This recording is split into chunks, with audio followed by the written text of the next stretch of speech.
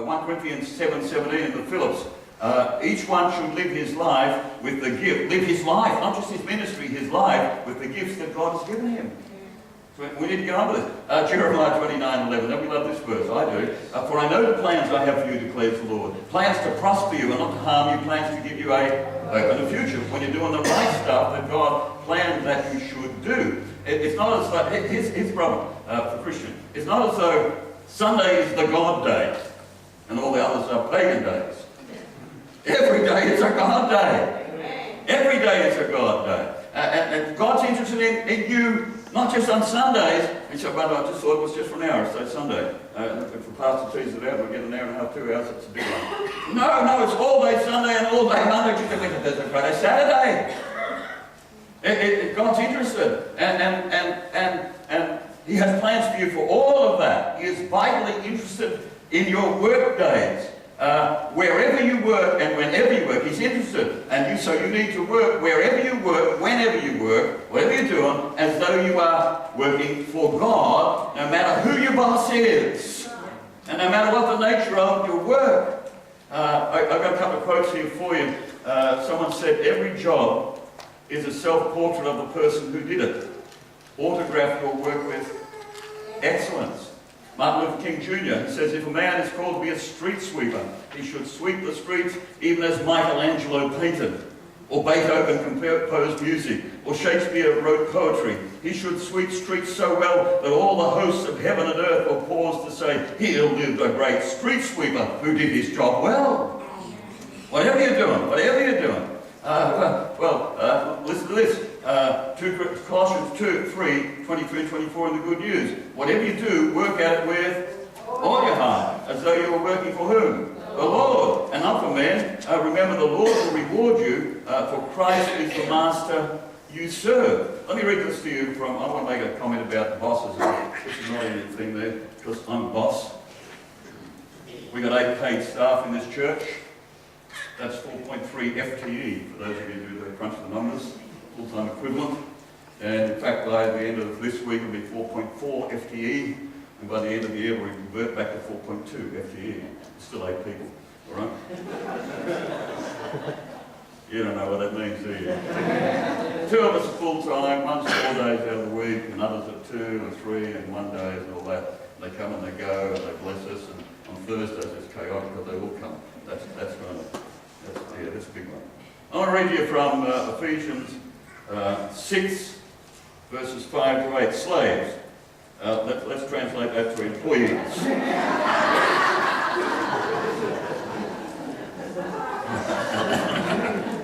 Obey your slave drivers.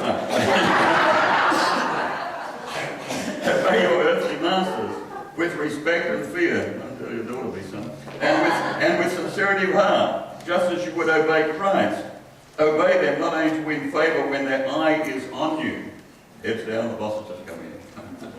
Heads down all the time. That's what this is saying. But as slaves of Christ, doing the will of God from where? From your heart. Serve wholeheartedly as if you are serving the Lord, not people, because you know that the Lord will reward each one of you for doing whatever you do, whether you're slave or free. The whole thing, we need, because it's some bosses here today, and this is about you doing excellence also, not just other people that your employees doing it all for you. Bosses need to operate with excellence, and just like anyone else does.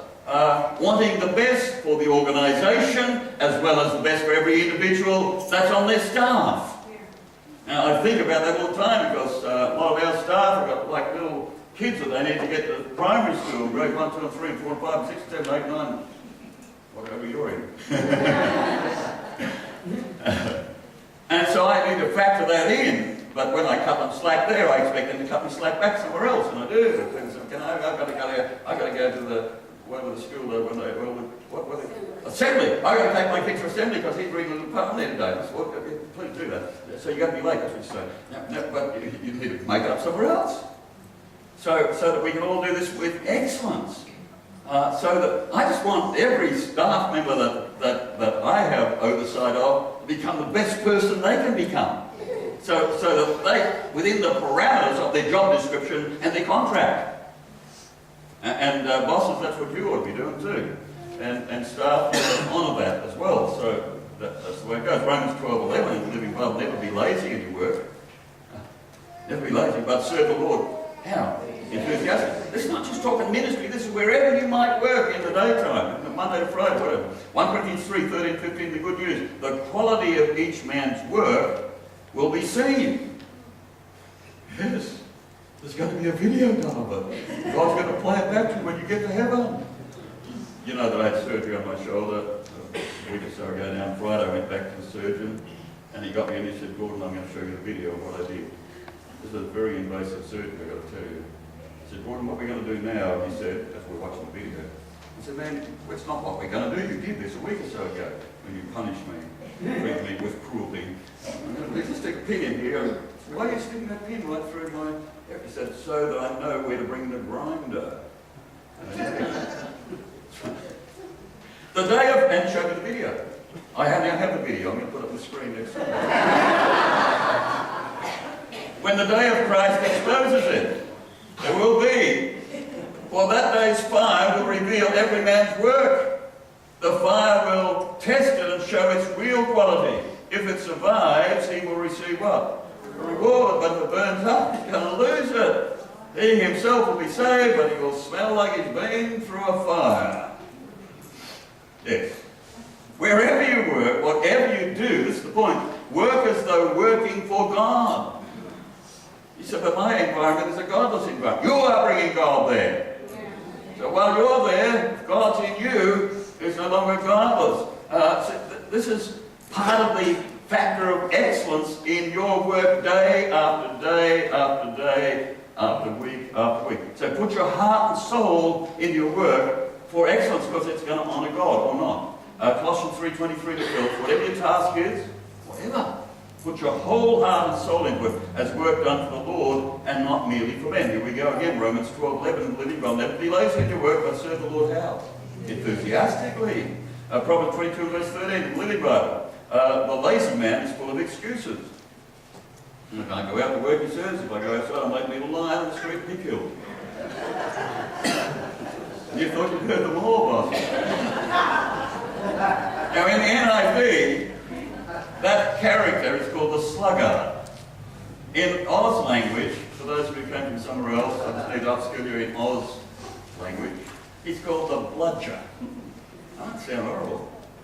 But he's the guy there, right there, the lazy man's called, he's a lazy man. The bludger, that's the noun. The verb form of that is to bludge. The bludger bludgers. He is full of excuses. If I go outside, I might be a lion, be killed in the street. That's what he said. Proverbs 18:9. One who is slack in his work. Oh, this is up there. It is. One who is slack in his work is a close relative of one who destroys. You may as well go into the workplace and just destroy it all. Because that's what your cousins do. Right there. Philippians 2:14-15 in the Phillips. Do all things without grumbling or arguing. No, in your workplace there is no grumbling and arguing and whinging, is there? Not in mine, is there?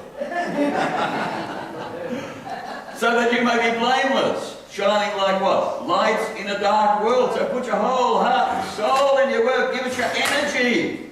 Give it your enthusiasm. Give it your best shot. To do otherwise is two things. Number one is to dishonour God, and number two is to make it a long, boring day that never seems to end. Wherever you go, and wherever you can, upgrade your skills. Proverbs 19:8 in the Good News. Do yourself a favour and learn what you can. Then, this is good, then remember what you learned, and you will prosper. Proverbs 18:15 in the Living Bible. The intelligent man is always open to new ideas. In fact, he looks for them. Ecclesiastes 10:10. If the axe is dull and its edge unsharpened, more strength is needed. But skill will bring success. How many of you got an axe? Wow, what do you do with that? Chop. Chop. Chopping. Right now, in a couple of weeks' time, it'll be the Perth Royal Show. Right now, it's the Melbourne Royal Show, and they had a little thing on on the news last night about wood choppers at the show. What's these two young fellas built like brick rooms, brick buildings, and the way they went chopping into these logs, these stumps, and one guy went through that in no time flat. The other guy that was sort of bigger built, he took a little longer. He's still chopping away when it was all done. And I'm thinking, I wonder, was it the technique? Was it the build of the guy? Apparently not. Was it the axe? Was it the axe? I don't know. I'm sure that they were. See, if the axe is dull and its edge unsharpened, more strength is needed. But skill sharpens you up. It'll bring success. So what we get out of that, Proverbs 19:8, upskilling will cause you to prosper. So you need to upgrade your skills. Ecclesiastes 10:10, upskilling will bring you success. And upskilling may just cause you to enjoy your work a whole lot more than the same old humdrum of yesterday. Now, of course, when you're upskilling, you've got to go through the discipline of that. I'm looking to see Pastor Leafy over here who's upskilling. She's been upskilling for a long time. I came down here yesterday about 4 o'clock and she was down here upskilling. She's doing the signs and stuff. So there's a little bit of discipline in that, but it will move your workplace for you and your fulfillment in it to a whole better level. So continue to upgrade your skills.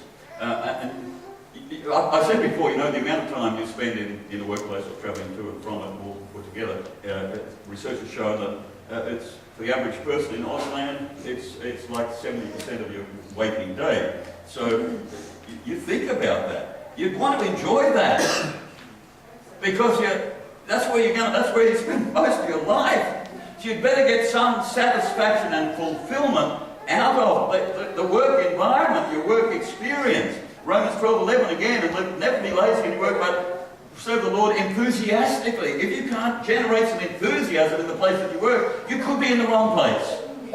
And you need to think about that. You could be in the wrong place. Some of you are saying, well, you don't know the place where I work. You don't know the troubles I've been through. Gordon, I have upskilled. I've tried to get my attitude right. I give myself a good talking to in the mirror every morning before I go to work. And what I see is cynicism in my lip curling up as I think of the boss that I work with and my colleagues. And Gordon, you just don't get it, but every day for me is a long day in the office. Could it be that you are not doing what God has shaped you to do? Could it be? Now think about this. I know you need to put bread on the table. Hey, but you've got to live your life and live it well.